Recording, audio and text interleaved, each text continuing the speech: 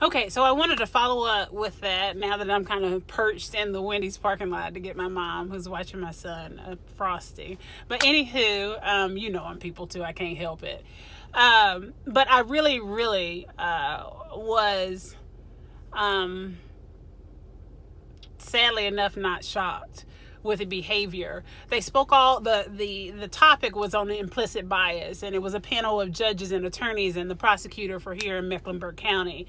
And in the audience were, of course, their colleagues, judges, and some I imagine meant very well, but the majority were just the same old that we have been trying to get very, very far away from. And it was very obvious then why I had been invited, especially after I got in line to ask a question. And anyone who asked any questions, mind you, that were pointing, the audience would respond in a very unfavorable light, which I thought to myself, well, wow, that's interesting, because isn't that implicit bias?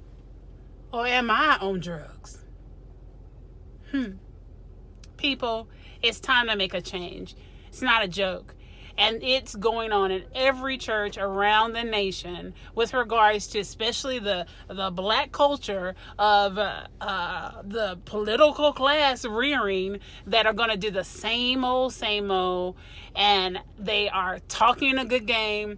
But when it comes to being in the courtroom and getting things done that are positive for black people, changing implicit bias, all of a sudden the complacency is just, it's inundated in our court system. And again, they talk a good game. They start nonprofits. They do all these things that we think are going to be productive toward changing this grim reality. And then years later, decades later, we find ourselves in the same muddied waters that is our court system, that includes the implicit bias between African Americans, specifically between the elite African Americans, quote unquote, and the other black folk.